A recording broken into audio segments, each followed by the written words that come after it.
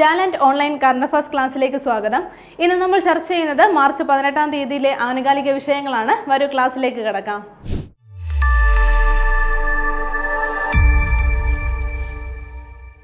ഇനി വരുന്ന 10th level എക്സാമുകൾക്ക് വേണ്ടി പ്രിപ്പയർ ചെയ്യുന്നവർക്കായി ടാലന്റ് അക്കാദമി ഒരു റെക്കോർഡ് കോഴ്സ് പുറത്തിറക്കിയിട്ടുണ്ട്.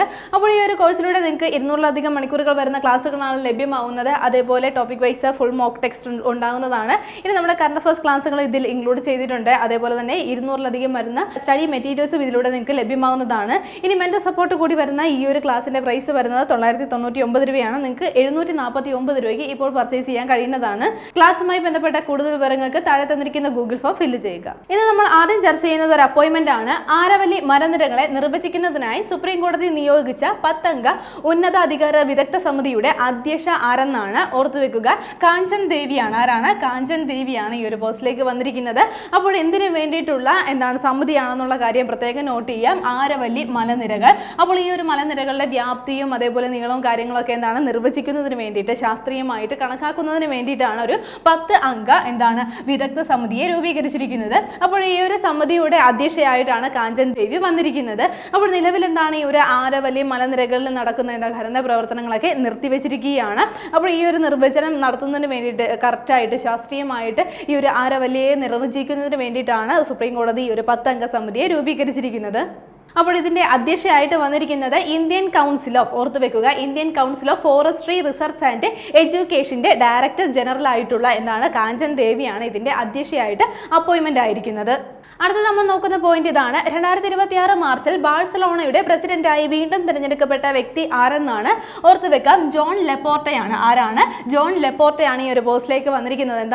FC ബാഴ്സലോണയുടെ ബാഴ്സലോണ ക്ലബിന്റെ പ്രസിഡന്റ് ആയിട്ടാണ് അദ്ദേഹം വീണ്ടും തിരഞ്ഞെടുക്കപ്പെട്ടിരിക്കുന്നത്. അപ്പോൾ നോട്ട് ചെയ്യുക, വീണ്ടും തിരഞ്ഞെടുക്കപ്പെട്ടിരിക്കുകയാണ്. അപ്പോൾ അദ്ദേഹം ഇതിനു മുമ്പ് 2003 ഓർത്തുവെക്കുക 2003-2010 കാലയളവിൽ ബാഴ്സലോണ FCയുടെ പ്രസിഡന്റ് ആയിട്ട് സേവനം അനുഷ്ഠിച്ചിട്ടുണ്ട്. അതിനുശേഷം 2021 അദ്ദേഹം വീണ്ടും പ്രസിഡന്റ് ആയിട്ട് അപ്പോയിന്റ്മെന്റ് ആയിട്ടുണ്ടായിരുന്നു. അപ്പോൾ ആ ഒരു കാലയളവ് അല്ലെങ്കിൽ ആ ഒരു കാലാവധി അവസാനിച്ചതിനെ തുടർന്ന് 2026 വീണ്ടും വോട്ടെടുപ്പിലൂടെ അദ്ദേഹം ഈ ഒരു പോസ്റ്റിലേക്ക് വന്നിരിക്കുകയാണ്. അപ്പോൾ വീണ്ടും തിരഞ്ഞെടുക്കപ്പെട്ടിരിക്കുകയാണ്. 2026 വീണ്ടും തിരഞ്ഞെടുക്കപ്പെട്ടത് ബാഴ്സലോണ FCയുടെ പ്രസിഡന്റ് ആയിട്ട് വീണ്ടും തിരഞ്ഞെടുക്കപ്പെട്ടിരിക്കുകയാണ് അദ്ദേഹം. 5 വർഷ കാലയളവിലേക്കാണ് 2026 തിരഞ്ഞെടുക്കപ്പെട്ടിരിക്കുന്നത്.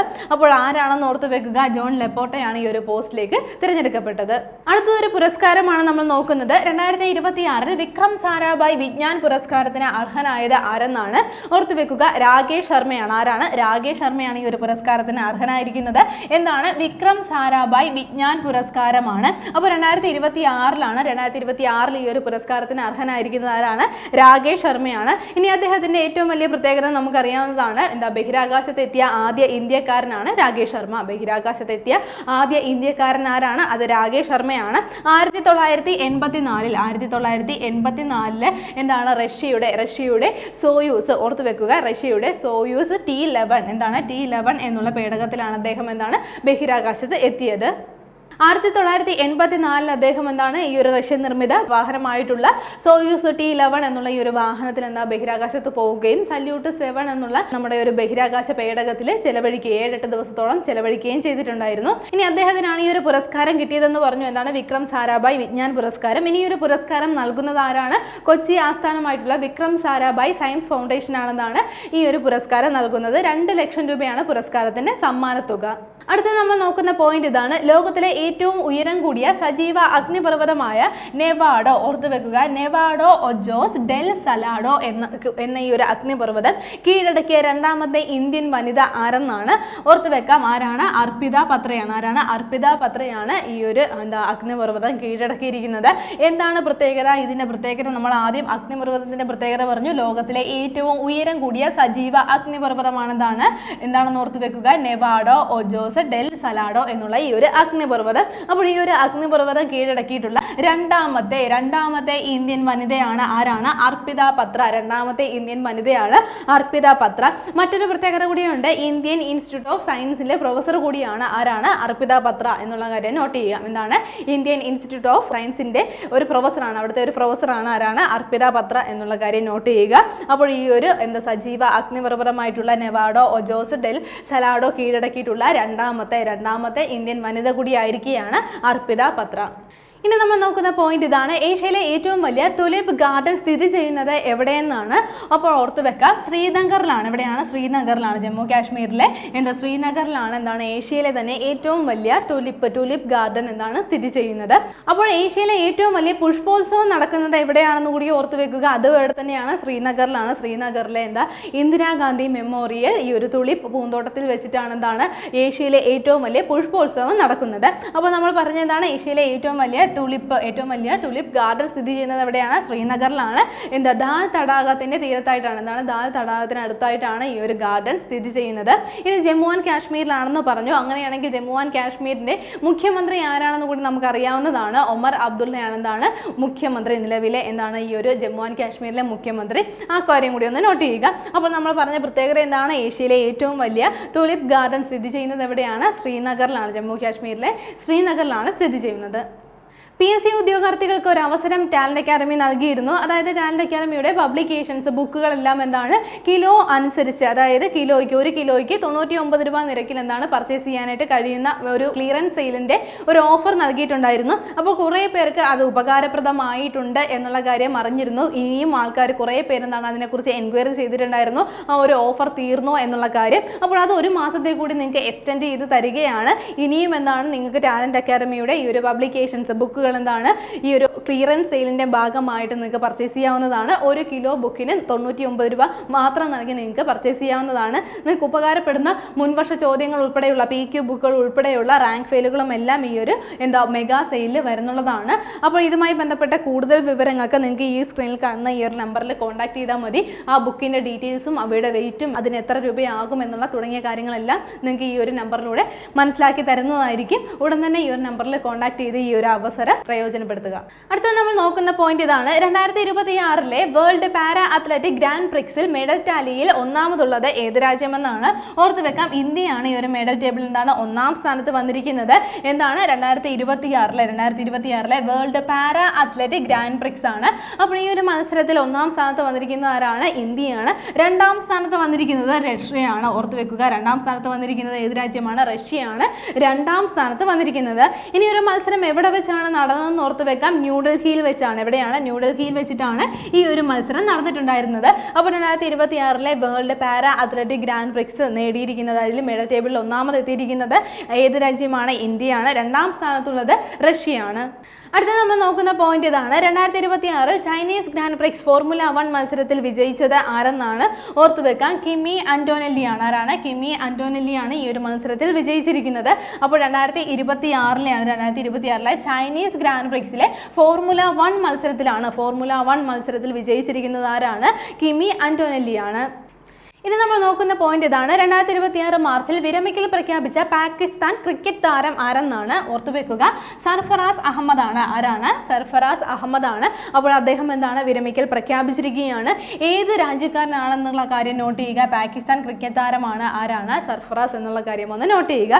ഇന്ത്യക്കെതിരെ നടന്നിട്ടുള്ള 2 സുപ്രധാന മത്സരങ്ങളിൽ ഈ ഒരു പാകിസ്ഥാൻ ടീമിന്റെ ക്യാപ്റ്റൻ ആയിരുന്ന വ്യക്തി കൂടിയാണ് അദ്ദേഹം.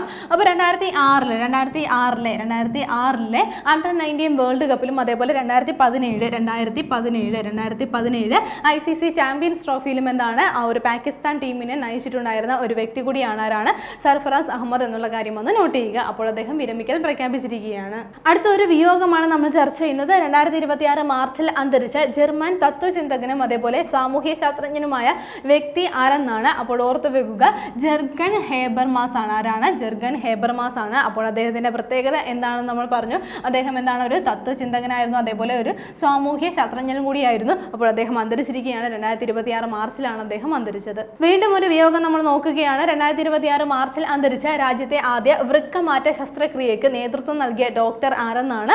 ഓർത്തുവെക്കുക, KV ജോണിയാണ്. ആരാണ്? KV ജോണിയാണ്. അപ്പോൾ 1971 വെല്ലൂർ ക്രിസ്ത്യൻ മെഡിക്കൽ കോളേജിലാണ് അദ്ദേഹത്തിന്റെ നേതൃത്വത്തിലുള്ള ഈ ഒരു ആദ്യ വൃക്കമാറ്റ ശസ്ത്രക്രിയ നടന്നിട്ടുണ്ടായിരുന്നത്. അപ്പോൾ അതിന് നേതൃത്വം നൽകിയ വ്യക്തിയാണ് അദ്ദേഹം. അതേപോലെ നമ്മുടെ രാജ്യത്തെ ഇന്ത്യയിലെ ഏറ്റവും വലിയ ഡയാലിസിസ് സെന്ററുകളിൽ ഒന്ന് വെല്ലൂരിൽ സ്ഥാപിക്കുന്നതിനും അദ്ദേഹം നേതൃത്വം നൽകിയിട്ടുണ്ടായിരുന്നു. അപ്പോൾ വ്യക്തി ആരാണെന്ന് ഓർത്തു വെക്കുക, KV ജോണിയാണ്. അദ്ദേഹം അന്തരിച്ചത് 2026 മാർച്ചിലാണ്. ഇനി വരുന്ന ഡിഗ്രി ലെവൽ എക്സാമുകൾക്ക് വേണ്ടി പ്രിപ്പയർ ചെയ്യുന്നവർക്കായി ടാലന്റ് അക്കാദമിയുടെ ഡിഗ്രി ലെവൽ റാങ്ക് ഫയലുകൾ ഇപ്പോൾ ലഭ്യമാണ്. അപ്പോൾ നിങ്ങൾ ഇനി വരുന്ന പ്രിലിംസിലും മെയിൻസിലും ഒക്കെ നിങ്ങൾക്ക് മത്സരിക്കുവാൻ വേണ്ടിയിട്ട് ആ ഒരു പരീക്ഷ എഴുതുന്നതിന് വേണ്ടിയിട്ട് മികച്ച രീതിയിൽ പരിശീലിക്കാൻ ഇതിലൂടെ സാധിക്കുന്നതാണ്.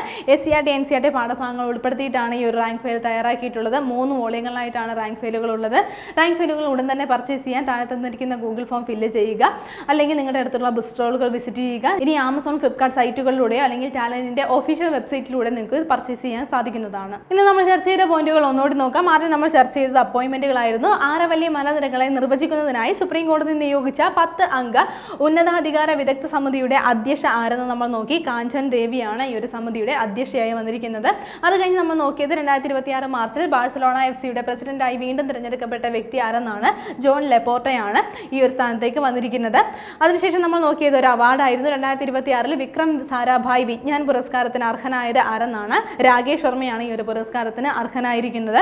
അപ്പോൾ അദ്ദേഹമാണ് നമ്മുടെ ഇന്ത്യയിൽ നിന്നും ബഹിരാകാശത്തെത്തിയ ആദ്യത്തെ വ്യക്തി എന്നുള്ള കാര്യം കൂടി ഒന്ന് നോട്ട് ചെയ്യുക. അത് കഴിഞ്ഞ് നമ്മൾ നോക്കിയത് ലോകത്തിലെ ഏറ്റവും ഉയരം കൂടിയ സജീവ അഗ്നിപർവ്വതമായിട്ടുള്ള നെവാഡോ ഒജോസ് ഡെൽ സലാഡോ കീഴടക്കിയ രണ്ടാമത്തെ ഇന്ത്യൻ വനിത ആരെന്നാണ്. ഓർത്തു വെക്കുക, രണ്ടാമത്തെ ഇന്ത്യൻ വനിത ആയിരിക്കുന്നത് അർപ്പിത പത്രയാണ്.